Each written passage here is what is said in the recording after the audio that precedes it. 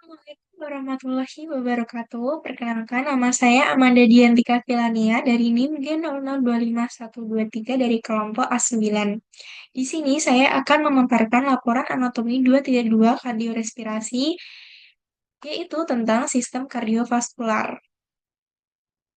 Oke, di sini ada laporan pertama, yaitu di mana ada soal saat kegiatan bermain, Rusdi, seorang anak laki-laki usia 4 tahun, tiba-tiba berhenti berlari karena sesak nafas dengan bibir dan ujung jari tampak kebiruan. Rusdi kemudian berjongkok beberapa saat hingga kondisinya membaik. Ibunya menyampaikan bahwa sejak bayi anaknya tuh sering mengalami kebiruan, terutama saat menangis atau lelah, dan pernah didiagnosis dengan tetralogi of Fallot. Nah, di sini ada pertanyaan. Yang pertama, jelaskan sirkulasi fetal atau fetal circulation. Kemudian ada jelaskan salah satu gangguan akibat gagal penutupan struktur fetal setelah lahir. Kemudian jelaskan vaskularisasi arteri dan vena jantung. Oke, langsung aja di sini ada fetal circulation. Nah, fetal circulation ini dia tuh dimulai dari plasenta. Setelah plasenta, dia bakal menuju ke vena umbilicalis O2. Nah, setelah ke vena umbilicalis O2, dia bakal menuju ke ductus venosus. Setelah menuju ke ductus venosus, dia bakal menuju ke vena porta hepatica. Nah, setelah itu dia bakal menuju ke vena cava inferior. Dilanjutkan ke atrium dextra, dilanjutkan lagi ke foramen oval, kemudian yaitu foramen oval sepertiga ke ventriculus cordis dexter, dia bakal mengalirkan darah ke pulmonal. Setelah itu dia bakal menuju ke atrium sinistra. Selanjutnya dilanjut dengan ventriculus cordis sinister, ke aorta, kemudian ke sistematik seluruh tubuh. Nah, setelah ke sistematik seluruh tubuh, dia bakal kembali ke core. Dia bakal melalui vena cava superior et inferior. Nah, dilanjutkan ke atrium dextra dan ventriculus cordis dexter. Nah, sebelum ke trunk pulmonal, dia bakal masuk ke ductus arteriosus. Nah, dilanjutkan ke aorta descendens dan dilanjutkan ke arteri iliaca communis, setelah itu ke arteri umbilicalis dan berakhir lagi di placenta. Nah, ini adalah gambar dari fetal circulation. Oke, selanjutnya ini di sirkulasi fetal itu berbeda dengan sirkulasi pasca kelahiran. Kenapa? Karena dia tuh terdapat pembuluh umbilikalis, ductus venosus, ductus arteriosus, dan foramen oval. Dan darah yang miskin akan oksigen pada fetus, dia bakal mencapai plasenta melalui arteri umbilikalis sebagai cabang dari arteri iliaca interna. Nah, dari sini darah itu bakal mengalir kembali ke fetus setelah mendapat oksigenasi, yaitu melalui vena umbilicalis dan bersirkulasi ke hati melalui ductus venosus aranti. Begitu. Oke, selanjutnya ini ada beberapa gangguan akibat gagalnya penutupan struktur fetal setelah lahir, yaitu ada paten ductus arteriosus, yaitu di mana ini tuh gagal perkembangan ductus arteriosus menjadi ligamentum arteriosum. Nah, yang kedua ada paten foramen oval. Ini tuh gagalnya perkembangan foramen oval menjadi fossa ovalis. Selanjutnya ada tetralogi ovalot, yaitu kombinasi dari 4 kelainan. Nah, itu ada FSD, kemudian juga ada pulmonary valve stenosis, kemudian juga ada dextroportion aorta, kemudian ada juga right ventricular hypertrophy. Next. Selanjutnya juga ada vaskularisasi dari core, di mana peredaran darah itu melalui jantung. Nah, jantung itu ada jantung kanan dan jantung kiri. Jantung kanan itu biru, dan jantung kiri adalah yang sisi merah. Ini jantung kanan dan ini jantung kiri.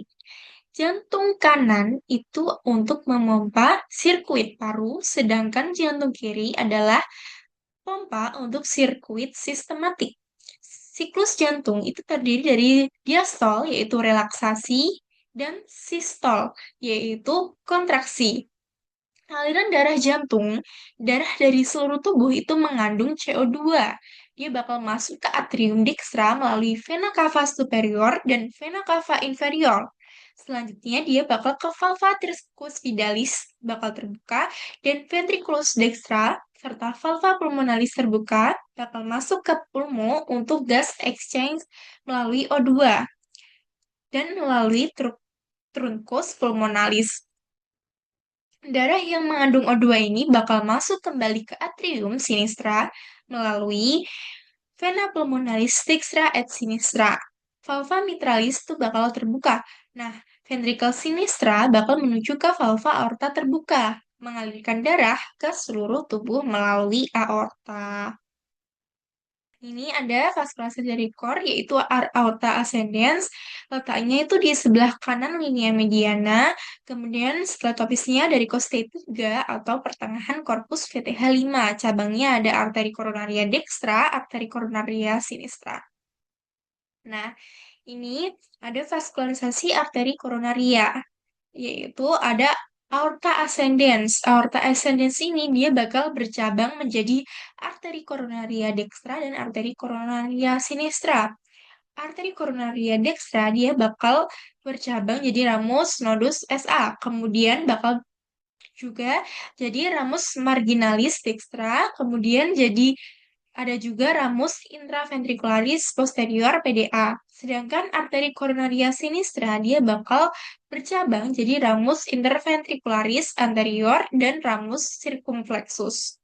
Ramus interventricularis anterior atau LAD dia bakal bercabang jadi rami lateralis, sedangkan ramus circumflexus dia bakal bercabang jadi ramus marginalis sinistra. Selanjutnya ada vaskularisasi vena koronaria.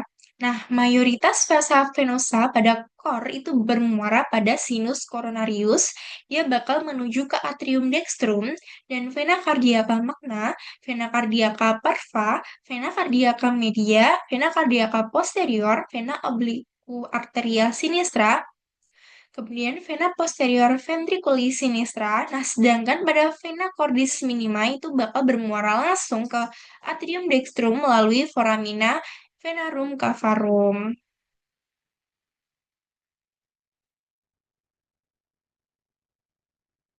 Oke, selanjutnya kita masuk ke laporan kedua. Ada soal di mana saat musim hujan, Budi itu mengeluhkan hidung tersumbat yang berlangsung beberapa hari, disertai nyeri pada daerah pipi yang memberat saat penunduk. Ia juga merasakan lendir kental mengalir ke tenggorokan. Pada pemeriksaan, dokter tuh mencurigai adanya peradangan pada sinus maxillaris yang berkaitan dengan gangguan drainase di meatus nasi medius. Pertanyaannya, jelaskan sinus-sinus paranasal yang terdapat pada hidung beserta fungsinya. Kemudian, sebutkan bagian meatus nasi dan lubang muara dari masing-masing sinus. Kemudian, ada jelaskan mengapa sinus maxillaris lebih sering mengalami sinusitis dibandingkan sinus yang lainnya. Oke, untuk yang pertama ada sinus paranasalis. Di sini itu dia dibagi menjadi empat, yaitu sinus maxillaris antrum hickmori, maxillaris berarti di sini, kemudian sinus frontalis, kemudian sinus ethmoidalis, kemudian ada sinus poinoidalis. Oke, sinus paranasal adalah sekelompok rongga di dalam tulang cranial ofacial, yaitu yang berhubungan dengan kavum nasi melalui ostium. Sinus paranasal itu berisi udara dari bagian pernafasan rongga hidung ke dalam kranium. Sinus paranasal ini memiliki beberapa fungsi, yaitu mengurangi berat relatif tengkorak, kemudian meningkatkan resonansi suara, kemudian sebagai penyangga terhadap trauma wajah, kemudian juga untuk melindungi struktur yang sensitif dari fluktuasi suhu yang cepat di hidung, kemudian juga melembabkan serta menghangatkan udara dari udara inspirasi, kemudian juga berperan dalam pertahanan tubuh. Nah, ini ada muara paranasalis dan ductus nasolacriminalis di dinding lateral cavum nasi. Selanjutnya, di sini dijelaskan muara sinus paranasalis dan ductus nasolacriminal di dinding lateral cavum nasi.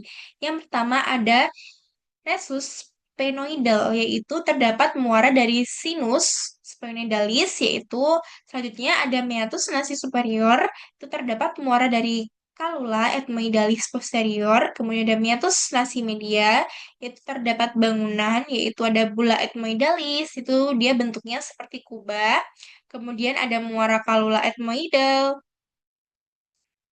kemudian ada hiatus semilunaris, yaitu saluran melengkung di bawah bula. Kemudian bula ethmoidal, kemudian ada muara sinus maxillaris, kemudian ada infundibulum ethmoidal, yaitu di ujung anterior hiatus minularis, kemudian ada sinus frontal dan kalula ethmoidal anterior bermuara di sini.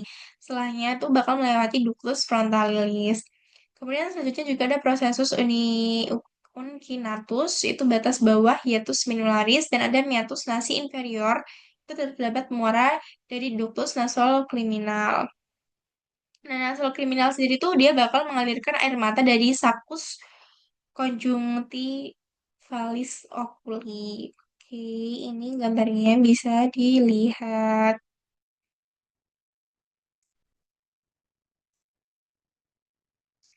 Oke, selanjutnya ada sinusitis maxillaris. Nah, sinusitis maxillaris itu merupakan sinus yang paling sering mengalami sinusitis. Kenapa? Karena beberapa faktor anatomi dan fisiologis. Yang pertama yaitu posisi ostium sinus maxillaris itu terletak lebih tinggi daripada sinus yang lainnya. Nah, sehingga drainase sekret itu harus melawan gravitasi. Nah, yang kedua, alasannya ukuran yang sinus maxillaris ini yang paling besar sehingga menyebabkan akumulasi sekret menjadi lebih mudah terjadi. Ketiga, osium sinus maxillaris ini dia bermuara ke meatus nasi medius melalui hiatus seminularis yang relatif sempit, sehingga dia mudah mengalami obstruksi akibat edema, mukosa, kemudian infeksi, atau alergi. Nah, selain itu, kedekatan sinus maxillaris dengan akar gigi rahang juga meningkatkan risiko penyebaran infeksi odontogenik ke dalam sinus.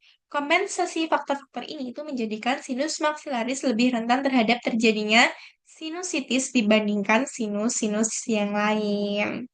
Begitu.